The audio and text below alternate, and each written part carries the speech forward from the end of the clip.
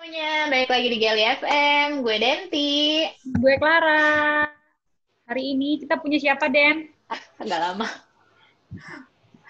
Ada Mas Taufik. Hai Mas Taufik, apa Halo, kabar? kabar baik. Apa kabar mbak-mbaknya semuanya? Baik-baik, Mas Taufik. Mas Salam kenal Taufik, Baik, ya. baik semua. Mas Taufik Salam sehat-sehat kenal kan ya? loh. Mas Taufik, Mas Sehat, Taufik, baik, alhamdulillah. Mbaknya gimana? boleh Yes. ceritain ke kita nggak pengalaman Mas Taufik nih? Kan terbang udah banyak banget. Boleh ceritain nggak dari awal merintis karir sampai terakhir di maskapai mana? Oke. Jadi, aku dari awal itu tahun mulai terbang itu 2013. Kalau buat aku juga it's such a miracle banget karena kebetulan company-ku waktu itu sebenarnya dia nggak accept initial. Jadi waktu itu aku di Pullmantur kan, namanya Pullmantur Air. Sekarang jadi Wamos Air, namanya udah ganti. Jadi dulu itu company ini tuh rekrut untuk haji 2013. Terus aku cobalah waktu itu sama teman-temanku yang lain. Sampai sana kaget. Kok isinya banyaknya mbak-mbak senior semua, kayak udah mbak-mbak udah berumur lah gitu kan ya tahu sendiri lah kalau tentang haji kan, sempet kaget juga dan mereka tuh udah saling kenal di situ, udah saling kenal, udah yang kayak heboh, yang udah heboh gitu. Kaget lah mungkin mereka ngelihat kita juga, kok nggak juga sih, mungkin disangkanya dari ex domestik kan, Garuda Haji atau dari mana gitu. Akhirnya setelah kita proses, setelah rekrutmen, waktu itu kita dibilang masih terima inisial. Jadi waktu itu ya udahlah kita coba dulu, banyak sih waktu itu, banyak yang bukan aku aja sih gitu kan inisialnya. Tapi setelah ada pengumuman keterima, itu ternyata ada pengurangan sampai akhirnya cuma sisa 6 orang inisial. Termasuk aku. Akhirnya setelah itu 6 orang, jadi inisial yang lain itu mereka di cancel, tapi emang nggak banyak sih, paling inisial waktu itu jumlahnya cuma 10 apa 12 orang gitu. Jadi cuma 6 orang, kita 6 orang aja yang keterima, dan kita harus satu kelas sama mbak-mbak senior semua. Dan kita tuh bener-bener diajarinnya pun langsung langsung ngebut lah gitu. Iya, bener-bener. Nggak ada porsi ini porsi inisial begini ya karena kita senior, enggak. Jadi langsung disatuin sama kelas senior. Akselerasi ya nggak sih? Langsung itu. Sempet agak panik sih karena kan mungkin buat kita kayak pertama gitu, sementara mereka kan kayak cuma mengulang aja kan. Tapi alhamdulillah bisa ngikutin, dibantu juga sama yang lain, sama mbak-mbak yang lain. Jadi kalau misalnya waktu itu dia bilang, untungnya ya instruktur kita pun dia ngajarinnya cukup enak ya. Jadi begitu dia ngajarin kita tuh kayak oke, kita langsung ngerti. Untungnya aku dari dulu emang suka aviasi kan. Aku suka sama aviasi, aku suka pesawat. Jadi buat aku itu nggak terlalu berat lah hal seperti itu. Tapi mungkin buat beberapa temanku yang lain berat. Ini pertama kalinya buat mereka ngelihat hal seperti ini agak berat gitu kan. Sampai akhirnya ya udah dibantu, ya alhamdulillah lulus gitu. Untuk Jeddah, berapa lama waktu pertama kali di Jeddah? Di Jeddah itu aku dari 2013 sampai 2016. Oh, lama juga dong yang berarti di Jeddah ya? Wah, lumayan lama ya. 2017 deh, karena 2017 sampai awal 2018 itu aku di Beas. Wow. Kalau kayak dari kita kan tinggal di Indonesia, maksudnya jauh lebih bebas lah dibanding dari Jeddah gitu kan. Nah itu gimana tuh saat Mas Taufik pertama kali pindah dan harus tinggal di Jeddah, yang memang di Jeddah kan aturannya mungkin lebih strict ya, kayak nggak boleh jalan sama cewek, nggak boleh ini, nggak boleh itu, kayak gitu. Gimana tuh? Bener-bener, apalagi kalau tahun berapa dulu, 2013 sampai 2017 kayak masih ada mutawa ya. Iya, masih ada mutawa kan. Otomatis masih ada mutawa. Jadi beda lifestyle-nya dari yang di Indo sama yang di Jeddah dulu. Gimana tuh awal-awal pertama? Oke. Jadi emang sebelum kita berangkat jadi mereka tuh udah nganggap anak kayak, ntar kalian begini ya, ntar kalian begitu ya, jangan begini, jangan gitu, pokoknya kalau mau itu kalian pikir-pikir dulu, jangan merasa kalian tinggal di sini karena ini beda. Jangan merasa kalian tinggal di satu tempat yang jangan samain nama Dubai, jangan samain nama Abu Dhabi. Mereka sempat ngajarin kita kayak gitu. Dia bilang kayak, kalau pokoknya jangan sampai kalian kepikir seenak jidat mau kemana aja, jangan. Karena di sana itu beda, dan please kalau kemana-mana harus ada seniornya gitu. Jadi kayak mereka tuh benar-benar ngasih tahu gitu gimana. Jadi awal-awal sih emang kita berangkat udah kayak haji fase 1 dulu ya. Haji fase 1 tuh kayak udah yang masih yang kemana-mana sama mbak-mbaknya gitu. Tapi begitu habis udah balik lagi untuk umrah udah sendiri gitu. Kayak udah berasa yang punya kota gitu. Udah berani. Kan. Tapi nggak juga sih. Kadang kalau aku sih orangnya, aku jujur aku agak parnoan orangnya. Jadi kayak sempat beberapa kali, dan teman-temanku ini kan mereka masih lebih muda dari aku kan. Jadi kayak mereka masih kayak pengen explore gimana, pengen jalan-jalan. Sementara kalau aku udah bilang kayak jangan deh gitu loh. Lebih ke banyak parnonya gitu, sampai benar-benar kejadian. Iya benar yang banyak bilang tadi, masih banyak mutawa sama kayak apa ya? Nggak mutawa aja sih, kadang polisinya juga jahil ya di sana ya gitu kan. Polisinya juga jahil ya kan, tahun-tahun segitu. Kita lagi jalan pun, aku udah berapa kali aku lagi di taksi, di stop, itu disalip sama mobil polisi, benar-benar disalip. Jadi kayak lagi jalan, mau ke Balat waktu itu, tiba-tiba ada mobil polisi, itu nyalip taksinya, langsung di depan mobilnya gitu loh. Ya deg-degan dong waktu itu kan. Untungnya punya bahasa Arab ala kadarnya kan. Bahasa Arab ala kadarnya yang untungnya sempat belajar sedikit gitu. Jadi kayak sementara jadi kayak untuk aku bisa lah ngeyakinin dia kalau kita ini legal di sini gitu. Oke. Gitu. Jadi intinya mereka cuma pengen tahu itu doang. Karena kan begitu langsung begitu ketemu kita langsung iqamah gitu kan. Iya benar-benar pasti nanya-nanya dokumen, mau ngecek. Mereka mau tahu kalau kita liatin itu visa. Karena mereka nggak ngerti itu apa. Iya benar. Dari situ ya untungnya aku sempat belajar kayak oke lah gitu. Diksi beberapa kali aku kena sekitar 3 atau 4 kali di Barat, aku kena sekali, di Salib itu sekali, dekat rumah sekali lagi di Jarir deh kalau nggak salah, apa lagi di Red Sea kalau ya pokoknya daerah-daerah mall deh. Iya. Tapi nggak ada yang pernah sampai seserius itu gitu Mas. Mereka cuma ngecek gitu aja kan. Kejadian sama temen aku. Kenapa tuh? Sempat. Padahal nggak. Dia lupa bawa iqamah nggak sih? Enggak, dia bawa paspor, udah ngeliatin. Cuman ya, padahal dia itu udah senior banget, cowok sih. Cuma dia kayak nggak mungkin tidak pernah belajar dan kayak nggak pengen belajar bahasa Arab gitu. Jadi kayak dia orangnya bodo amat lah gitu kan. Begitu dia sempat kena lagi jalan-jalan, cuma ke toko di belakang compound doang, cuma mau beli belanja di belakang toko itu, di belakang compound itu kayak ada toko Indonesia gitu kan. Jadi kayak dia mau ke belakang mau belanja doang. Tapi emang kita harus jalannya muterin compound, dan itu kayak ngelewatin kayak agak sepi lah daerah situ. Dia lewat situ kena dicocok langsung. Terus diangkut kayak sempat hilang karena kan mereka emang benar-benar nggak dikasih kesempatan untuk megang HP dan lain-lain kan, benar-benar diangkut, benar-benar langsung masuk ke, pokoknya dia bilang tempat itu tuh kayak penampungan bukan TKI, kayak penampungan tenaga kerja dari luar Saudi. Yang dianggap ilegal gitu. Jadi dia masukin ke situ. Dianggap ilegal. Dia masukin ke situ dan sempat hilang. Karena mungkin sempat hilang kayak pikiran kita itu udah kayak mungkin kayaknya kena deh gitu kan. Akhirnya dicari ya. Iya, ampun serem banget.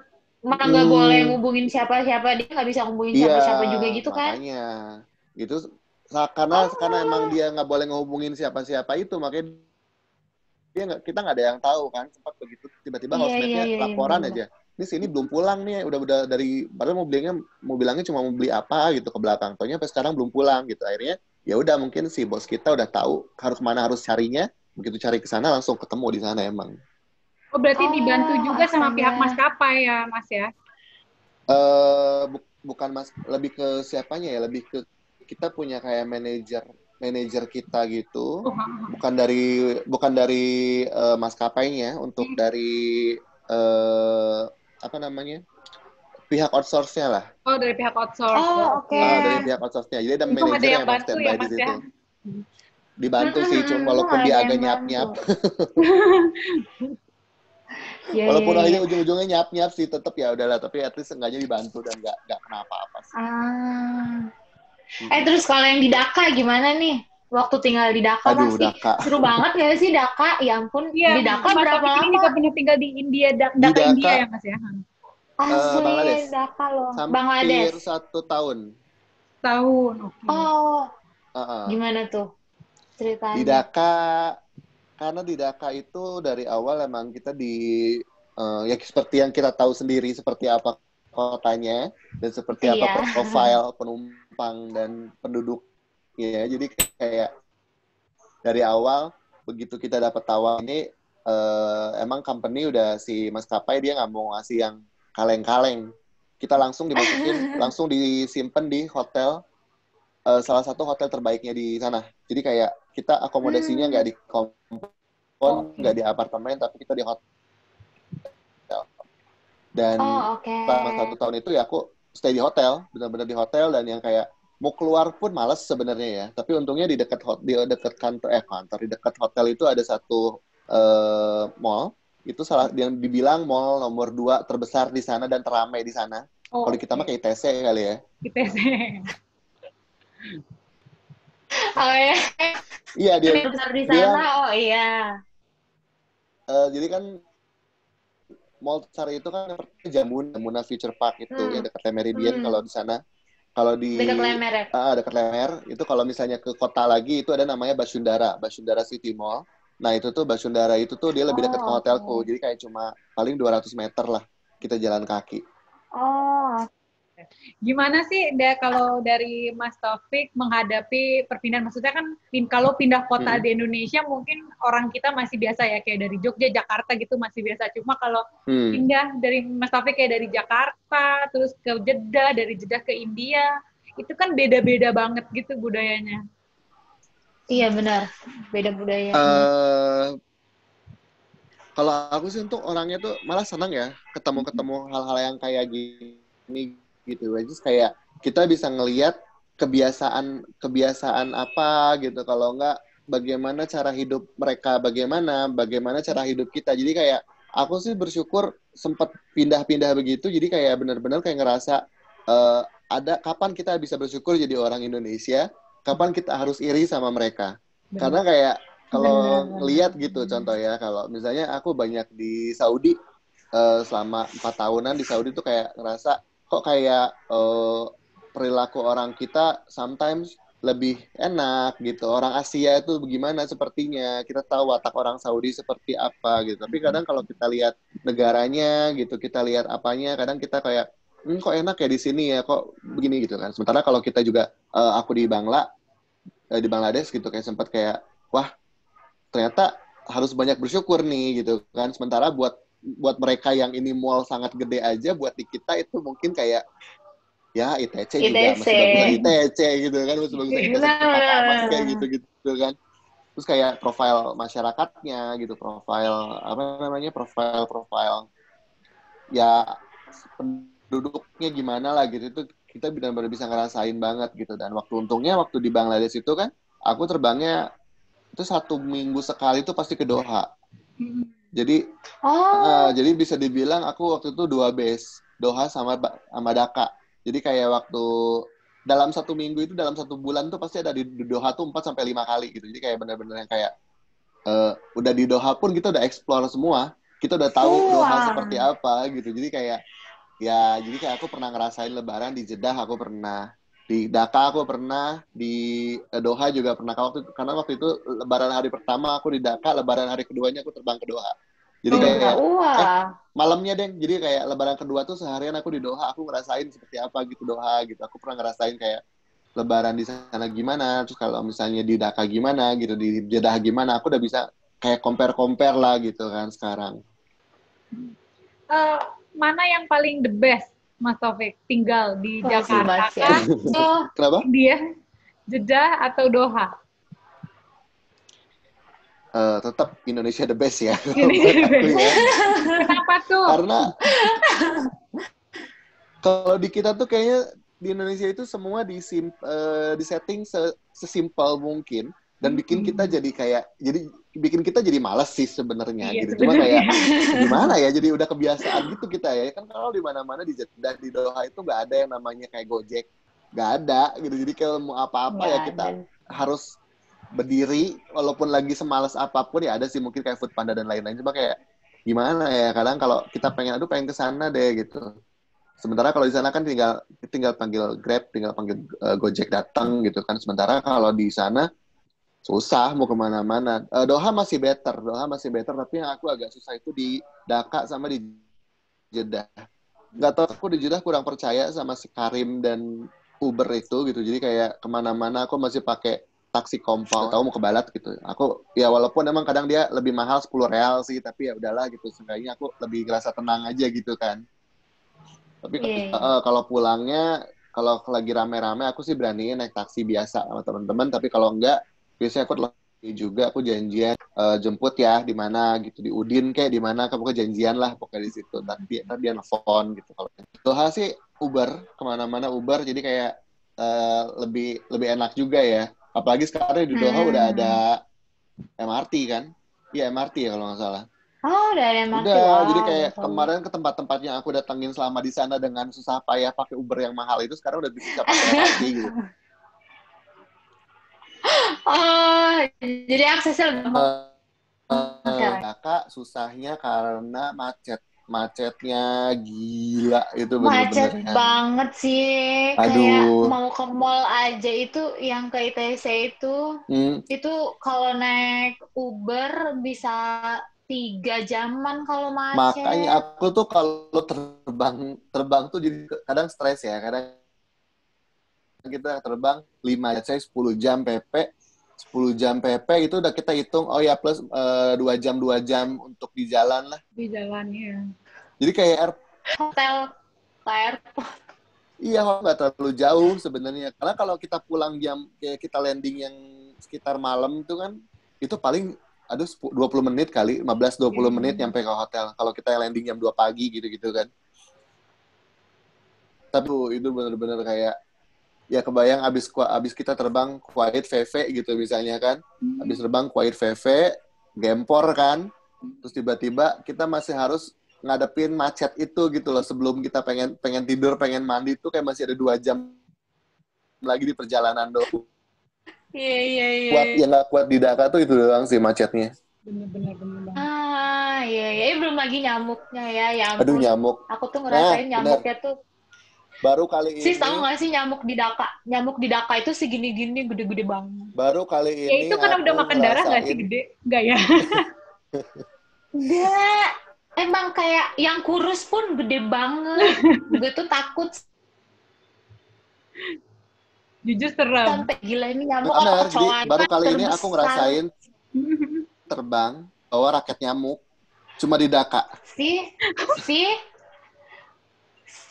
Bener. Even Saudi juga gitu. Kita pernah lihat terbang, boarding sambil megang raket nyamuk di depan pintu. Jadi raket nyamuk dia kayak untuk kita kayak POB gitu ya, kayak POB kayak untuk pre-flight check kita harus cek jam 1. Oke, itu termasuk equipment list ya. Iya, no go item itu tuh. Karena kita kan di apa namanya? Aduh, ngomong apa sih? Oh ya, kita parkir di remote kan. Kita parkir di remote yang nggak pakai garba rata. Nah, sementara di remote itu tuh adalah yang paling pojoknya. Aduh.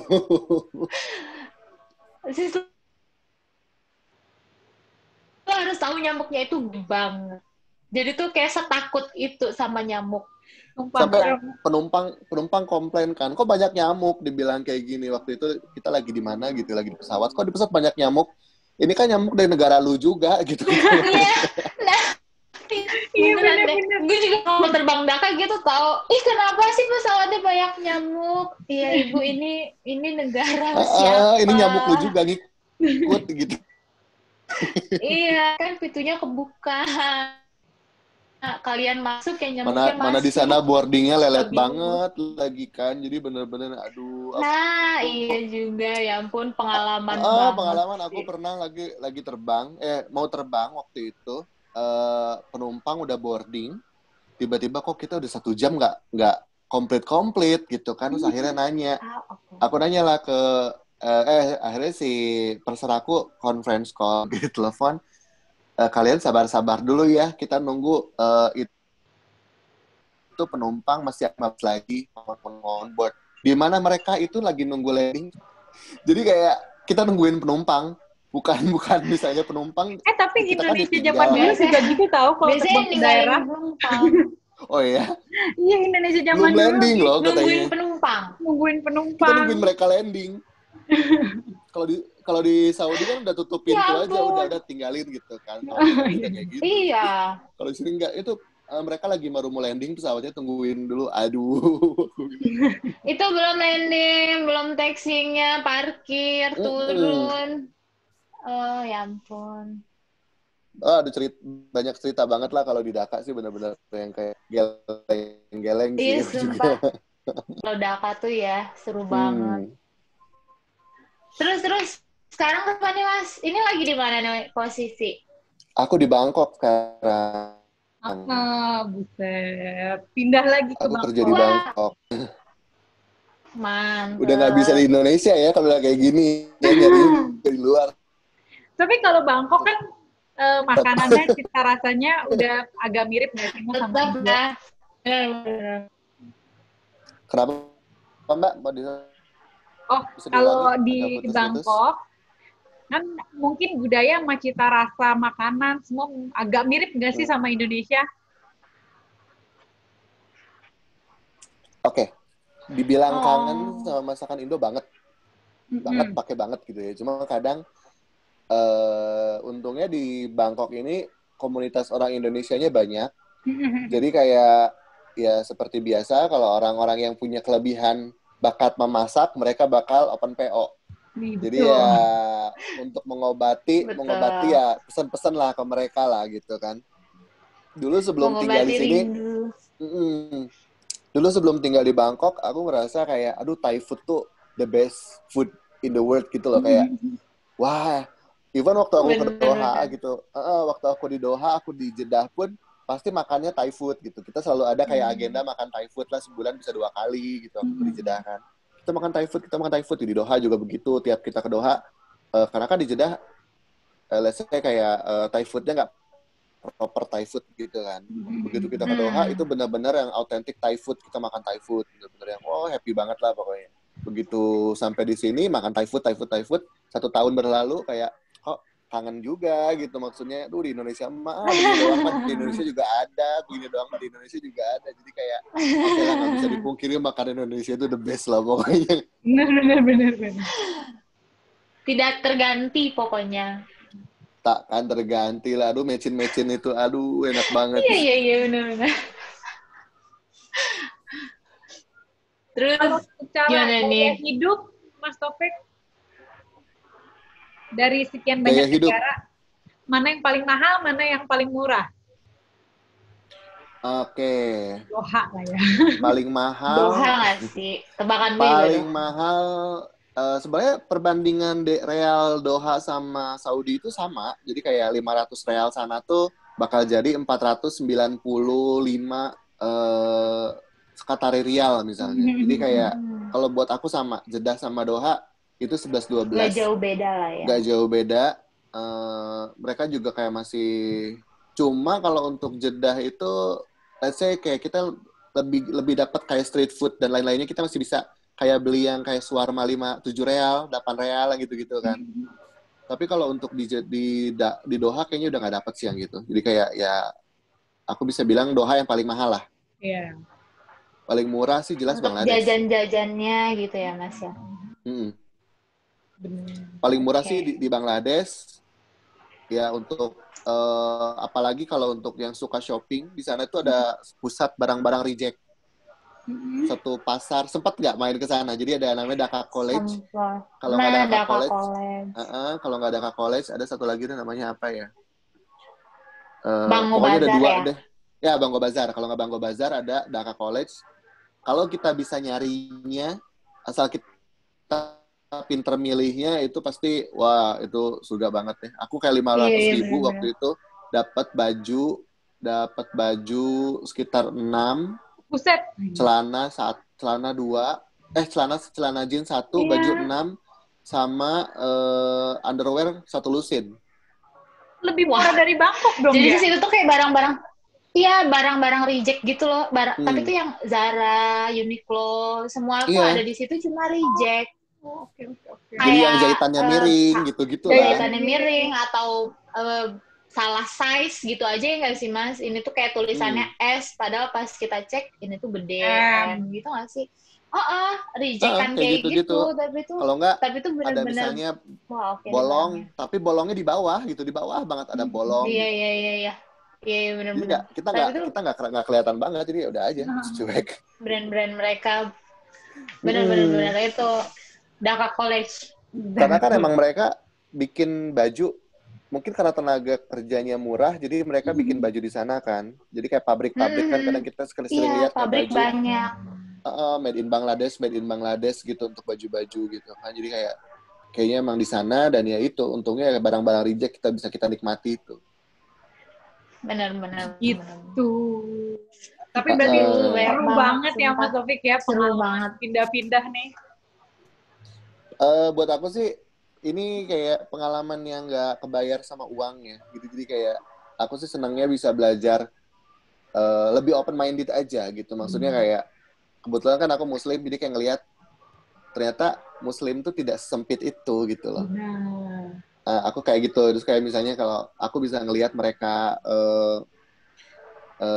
gaya hidup mereka, cara mereka, kebiasaan mereka gitu. Jadi kayak ternyata kalau kebiasaan orang Saudi itu begini, kok sebenarnya Saudi sama Doha itu mirip tapi beda gitu. Misalnya orang Qatar mungkin lebih ramah atau gimana gitu. Kita bisa ngebandingin lah antara itu gitu. Sebenarnya kalau dengan kita terbang kemana-kemana juga kita udah bisa sih profil penumpang kita masing-masing kan. Kita udah bisa tahu kayak gimana gitu. Cuma kayak kalau tinggal dan di sana lebih masuk sana tuh kayak lebih tahu aja gitu, kayak lebih ngerasain yang look like localnya gitu loh.